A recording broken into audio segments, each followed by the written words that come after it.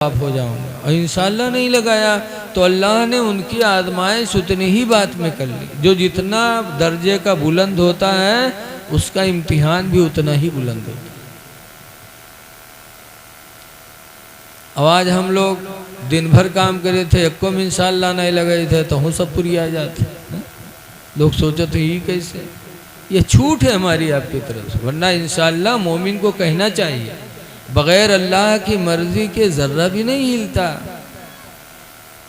लेकिन आज हमारा आपका ईमान कमज़ोर हो गया। एक गांव रहा है, हमारे एक मौलवी साहब नमाज पढ़ावत रहा है। एक दिन हमारा एक सेठ हो राहत रहा है। सेठ साहब निकले, मौलवी साहब से मुलाकात हो गई। मौलवी साहब पूछे, सेठ साहब कहाँ जा रहे हैं? कहा जानवर बाजार जा रहा हूँ घोड़ा खरीदने, आज घोड़ा लाऊंगा। तो मौलवी साहब कहें इंशाअल्लाह लगा लो कि जा रहा हूँ जानवर बाज़ार में, इंशाअल्लाह घोड़ा ख़रीदूँगा, घोड़ा लाऊंगा इंशाअल्लाह। तो सेठ जी कहें जा यार मौलवी, जब पैसा हमारे जेबे में घोड़ा बाज़ार में बिका था तो इंशाअल्लाह की कौन ज़रूरत होगा। कह रहे इंशाअल्लाह कह लो। तो कहते मौलवी चले जाओ सामने से, तुम जिके कहूँ नहीं चलत है उके मौलवी पर हुकूमत चलत है। मौलवी बेचारे चुप। सेठ जी गए जानवर बाजार, हुआ गए घोड़ा देखिन पसंद आवा, दाम दुकान तय हुआ और पैसा दे के टाइम जब जेबे में हाथ डालिन तो हाथ नीचे चला गया। देखिन अरे ये तो जेब कटा, रुपया गायब। तो सेठ जी के जहाँ सांस रहे हुए रुक गए। थोड़ी देर बाद जब इफाका मिला तब सेठ जी वापस आए खाली हाथ, और जब गांव पहुँचे इत्तेफाक से वही मौलवी फिर मिल गए। मौलवी साहब सलाम कहें सेठ जी घोड़ा लाए? कहाँ इंशाअल्लाह घोड़ा बाज़ार गया, इंशाअल्लाह घोड़ा भी पसंद आया, इंशाअल्लाह बातचीत भी तय हो गई, इंशाअल्लाह पैसा देने के लिए जेब में हाथ डाला तो इंशाअल्लाह हाथ नीचे चला गया। तो मौलवी कहना अब इंशाअल्लाह बक्का करो, अब इंशाअल्लाह का टाइम ख़त्म हो गया। टाइम पर तुमने नहीं कहा। ऐ लोगों, अल्लाह की कुदरत बहुत बड़ी है।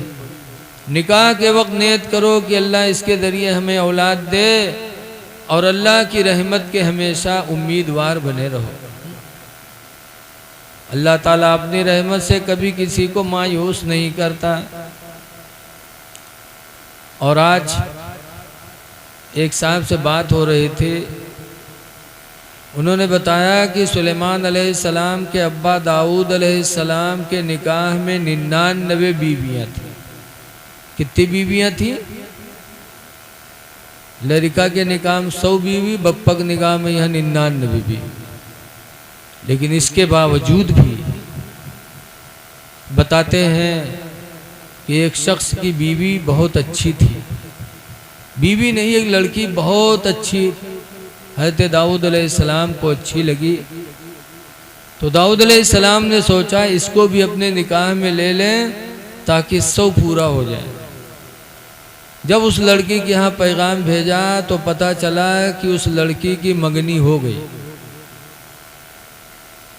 किसके साथ हुई? फलां के साथ हुई। दाऊद अलैहिस्सलाम ने उसको बुलाया और फोर्स में भेज दिया एक जिहाद में। वहाँ से वापस आया, फिर दूसरे जिहाद में भेजा, फिर आया, फिर तीसरे में भेजा, और जब भेजा तो वो वहीं शहीद हो गया। जब शहीद हो गया तब सोचा कि अब उस लड़की से शादी मैं करूँगा। जिससे मंगनी हुई थी उसका तो इंतकाल हो गया, अब उस लड़की को अपने निकाह में मैं लूँगा। तो अल्लाह ताला की तरफ से 2 फरिश्ते आए और इंसान की शक्ल में आए दाऊद अलैहिस्सलाम के पास। कहने लगे हम दोनों का फैसला कर दो। क्या क्या फैसला है? कहा हम 2 लोग हैं, इसके पास 99 बीवियां हैं और मेरे पास 1 बीवी है। फिर ये भी मुझसे कहता है कि वो 1 मुझे दे दो ताकि मेरी 100 पूरी हो जाए, और मैं देने के लिए तैयार नहीं हूँ। इसीलिए हम दोनों फैसला कराने हैं, क्या करें? तो दाऊद अलैहिस्सलाम ने फैसला फरमाया कि जिसके निकाह में 99 बीवी हैं वो 99 बीवी तुमको दे दे ताकि तुम्हारी 100 पूरी हो जाए, और कुछ दिनों के बाद फिर ये 100 बीवी तुमको दे दे ताकि इसकी भी 100 पूरी हो जाए, इसकी भी 100 पूरी हो जाए। ये 99 बीवी आपको दे दे ताकि 100 हो जाए। फैसला किया। तब उस इंसानों ने कहा, दोनों ने, कि दाऊद हम खुदा की तरफ से फरिश्ते भेजे गए हैं, अगर मसला ये था तो तुमने मसला गलत क्यों किया कि जब तुम्हारे निकाह में 99 बीवियां थीं तो फलां की मंगनी हो चुकी थी, उस लड़की को तुमने अपने निकाह में लाने की क्यों कोशिश किया, उसके पास एक ही होने वाली थी और तुम्हारे पास 99 थी। अब्बे बांट दी है यार, थोड़ी देर रुक जा यार। ओफो, इतनी देर बैठे थे, ठंडाए थे तब पिया यार, अभी बैठबे करे तो के तू ले आए। दे देते थे जो लाए दे देते थे, चले। भैया कॉफी वाले, कॉफी बंद कर दो, कॉफी नहीं बनेगी। कॉफी बंद कर दो, जब प्रोग्राम खत्म होगा तो उसके बाद कॉफी बनेगी। मशीन बंद करो और किसी को भी एक भी कप कॉफी देना नहीं है। बहुत मुश्किल से अत्ते मिलक बटोर पावा का है, वही में फिर खड़बड़ा दी। फरिश्तों ने कहा, दाऊद जवाब का फैसला यह है कि जिसके 99 बीवी है वो एक बीवी वाले को 99 दे दे ताकि 100 पूरी हो जाए उसकी। जब फैसला यह है तो तुम उस इंसान की एक ही होने वाली थी, उस पर भी तुमने निगाह जमा लिया और उसकी वजह से उसकी शहादत करवा दी। दाऊद अलैहिस्सलाम को जब एहसास हुआ तो रोने लगे और रोते रोते गए उसकी कब्र पे, माफ़ी मांगा। तो अंदर से आवाज़ आई, दाऊद पैगंबर शर्मिंदा न करो, हम एक आम आदमी हैं, आप अल्लाह के इतने बड़े पैगंबर हैं और आप हमसे माफ़ी मांग रहे हैं। ने कहा नहीं, माफ़ कर दो। कहा नहीं, माफ़ कर दो। जब बहुत कहा तब अंदर से आवाज़ है, अच्छा आप कह रहे तो मैंने माफ़ कर दिया। तो वो फिर फरिश्ते आए, कहा ऐसे नहीं माफ़ी होगी, पहले अपनी गलती बताओ कि आपकी गलती क्या है, किस गलती की माफ़ी मांग रहे हैं।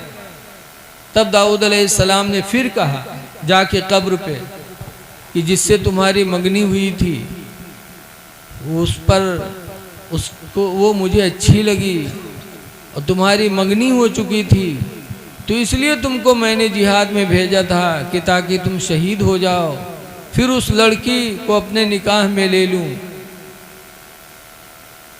तब उसने कहा, दाऊद आपने मेरे साथ ये किया, अब तो मैं आपकी गलती माफ़ नहीं करूंगा। आपने मेरे साथ ये किया, मैं कभी माफ़ नहीं कर सकता।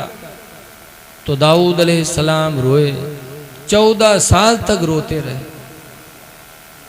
उसी गलती की माफ़ी के लिए कि हमने कितना गलत किया। 14 साल रोते रहे। तब अल्लाह ताला को रहम आया।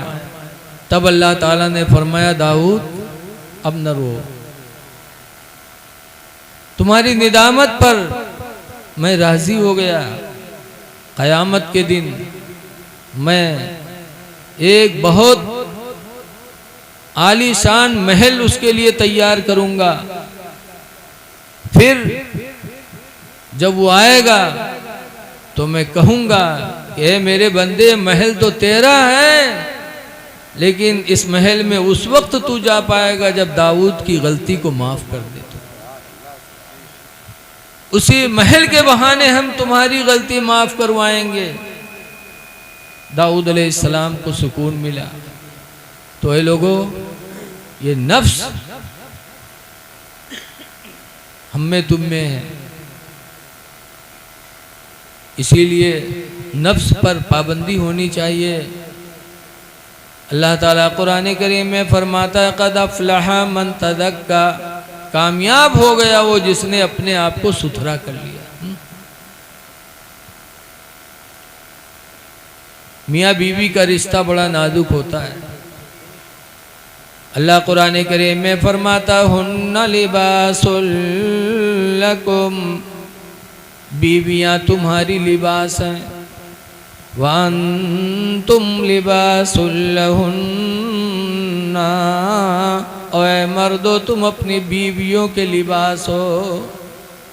बीवी शौहर का लिबास हो, शौहर बीवी का लिबास। लिबास का काम है इज्जत का छुपाना, लिहाजा शौहर बीवी के ऐब को कहीं बयान न करे और बीवी शौहर के ऐब को भी कहीं बयान न करे, इसलिए कि अल्लाह ने मियाँ बीवी को एक दूसरे का लिबास बताया है। शौहर का एहसान बीवी पर है कि बीवी का एहसान शौहर पर है? तो हम नबी की ज़िंदगी देखते हैं, सहाबा की ज़िंदगी देखते हैं, तो वहाँ से यही पता चलता कि बीवी का एहसान शौहर पर है। सहाबा की बात से भी साबित है, नबी की बात से भी साबित है। हज़रत सैयदना उमर फारूक आज़म रज़ियल्लाहु ताला अन्हु फरमाया करते थे, कई लोगों अपनी औरतों का एहसान मानो कि औरतों की वजह से तुम्हारी निगाहें गुनाहों से बचती हैं। दूसरा एहसान यह है कि तुम्हारी अमानत को तुम्हारी बीवी 9 महीना तक अपने पेट में महफूज रखती है, ये दूसरा एहसान है।